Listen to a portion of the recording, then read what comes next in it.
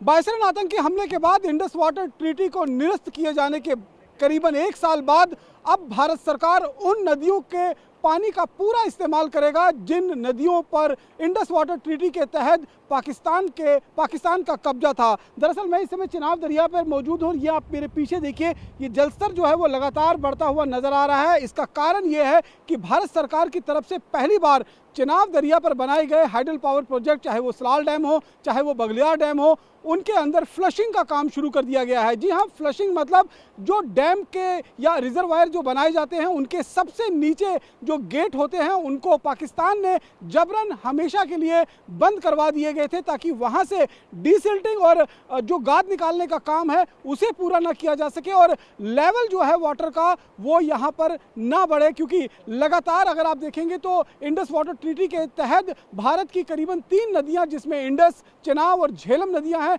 जिनके पानी पर पूरा अधिकार पाकिस्तान को मिला हुआ था, लेकिन बायसरन में जो हिमाकत पाकिस्तान की तरफ से हुई उसके बाद भारत सरकार ने भी कूटनीति फैसला लेते हुए इंडस वाटर ट्रीटी को एबेंस पर डाल दिया। और अब जो जानकारी निकल कर सामने आ रही है कि डीसिल्टिंग और ड्रैजिंग का काम तो पहले भी भारत सरकार की तरफ से इन हाइडल प्रोजेक्ट्स के बने रिजर्वायर्स पर किया जाता था, लेकिन अब पहली बार फ्लशिंग का काम होगा। यानी कि रिजर्वायर के सबसे नीचे जो गेट बने होते हैं उन गेट्स को खोला जाएगा और ये इतिहास में पहली बार होगा, क्योंकि अब तक इंडस वाटर ट्रीटी जब से लागू हुई है तब से ये गेट नहीं खुले हैं। और इस बार जब ये गेट खुलेंगे तो नीचे तक जो सिल्ट जमा हुई है, जो गाद जमा हुई है, उसे पूरी तरीके से क्लीन किया जाएगा, जिससे न केवल हाइडल पावर प्रोजेक्ट की क्षमता बढ़ेगी बल्कि पानी का स्टोरेज भी बढ़ जाएगा। यानी कि आने वाली जो अभी गर्मियां चल रही हैं इसमें एक बार जब स्टोरेज कैपेसिटी बढ़ जाएगी तो पाकिस्तान बूंद बूंद को तरसेगा, ना वहाँ पर पानी होगा, ना उस पानी की वजह से वहाँ पर कृषि होगा और वहाँ के लोग पानी से भी प्यास से भी मरेंगे और भूख से भी वहाँ पर मरना जो है वो तय माना जा रहा है। इसीलिए ये पहला स्टेप जो है अब भारत सरकार की तरफ से बड़ा स्टेप जो है उठाया गया है कि उन नदियों, चिनाब नदी के ऊपर जो रिजर्वायर्स बनाए गए हैं उनके गेट्स को, नीचे के गेट्स को जो है वो खोला जाएगा ताकि नीचे तक सफाई की जा सके और वाटर कैपेसिटी जो चिनाब दरिया के रिजर्वायर्स की है, चाहे वो सलाल डैम की हो चाहे वो बगलियार डैम की हो, उनको बढ़ाया जा सके।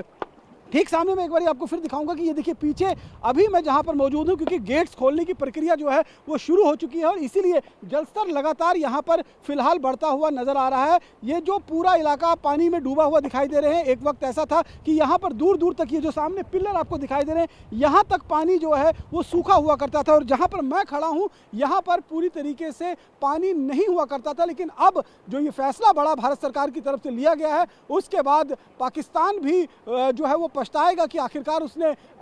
ऐसी हिमाकत, बायसरन आतंकी हमले जैसी हिमाकत आखिरकार क्यों, क्योंकि भारत सरकार ने एक तरफ ये तय कर लिया है कि न केवल चिनाब दरिया के पानी को डाइवर्ट कर अब